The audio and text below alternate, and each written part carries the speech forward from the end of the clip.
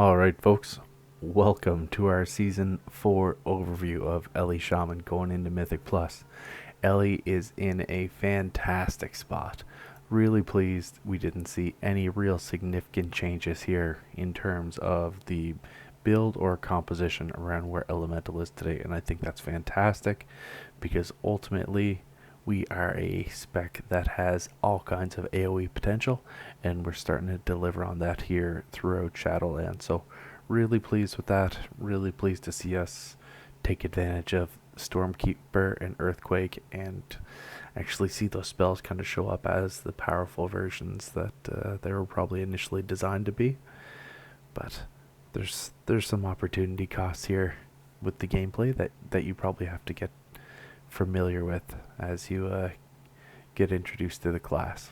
So before we go deep into that, let's actually just talk about talents right off the bat. So tier 1, Echo of the Elements, is the highest DPS damage we can do, although there's a lot of cases to be made for Earth and Rage, so ultimately this is going to come down to your style. Earth and Rage doesn't require any input from you as a player, so if you're new to Elemental, this can be a credible move. I know they're both passive here, but you need to be smart with your lava burst use depending on what talents and what your playstyle is going to be like a little bit later on, so we'll touch on that. Level 25 or tier 2 actually has 3 different talents here that can be pretty fantastic.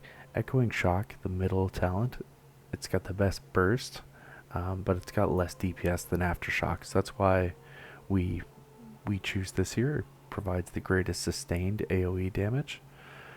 Alternatively, you can go with Elemental Burst and take advantage of that. It's probably the best for single target and definitely helps us generate the most amount of Maelstrom, which is always encouraging. Tier 3, you've got a bit of a choice. I always like having a stun, especially with Shamans being able to bring an AoE stun. We're one of the few classes that can do that. Don't think about Demon Hunters. We are specifically one of the few classes that can bring AoE stuns to your Mythic Plus group, so definitely a fun addition in that space. Tier 4, this is where there's all kinds of different choices. So Master of the Elements has a really good synergy with Echoes of the Great Sundering, that legendary, and that's the legendary that I'm going to recommend as far as to proceed into Season 4. Alternatively, Liquid Magma Totem has a neat little synergy here with Seeds of Rampant Growth if you're Night Fae. So I'm actually going to recommend that you go with Night Fae and you go with Echoes of the Great Sundering. So either of these options are absolutely viable and there's some synergies there. Ultimately, Storm Elemental has seen some really nice tweaks to it here as across the entire expansion, and it's really strong if you're in packs of 4 to 6 and you're combining its use with Primal Elementalist. So I'm recommending roll with that here today, but you can play with any of the talents on these rows. They're all viable. Now tier 5, you've got Nature's Guardian, which is kind of your self-heal or one free save. Alternatively, you can go with Ancestral Guidance. Maybe you're in a group with a certain composition that would benefit from additional heals. That's one easy way to roll. In most situations we've spoken about, Primal Elementalist is just the better choice. Complements Storm Elemental, and Storm Elemental just produces such huge damage for us. It's a great way to go.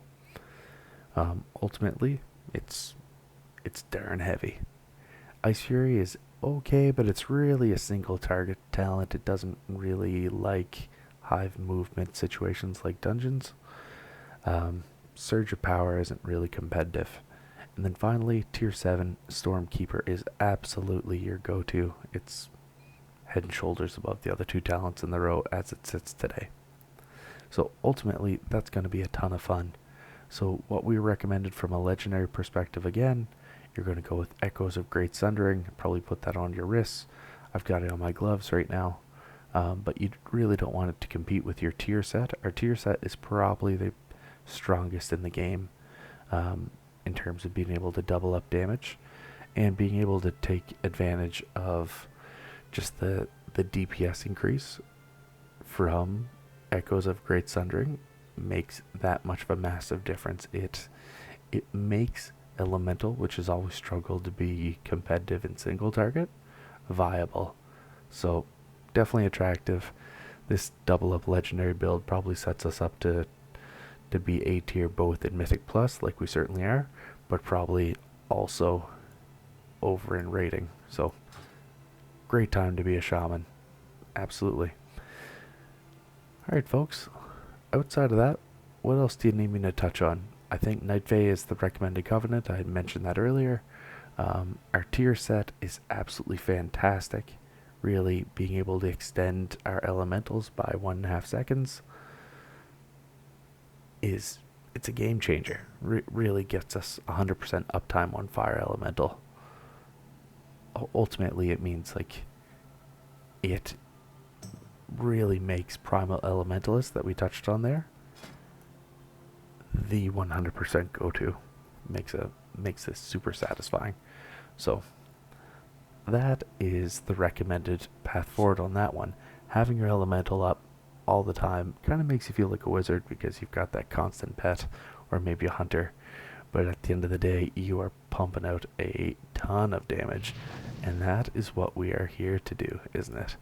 Alright folks, we'll leave it there.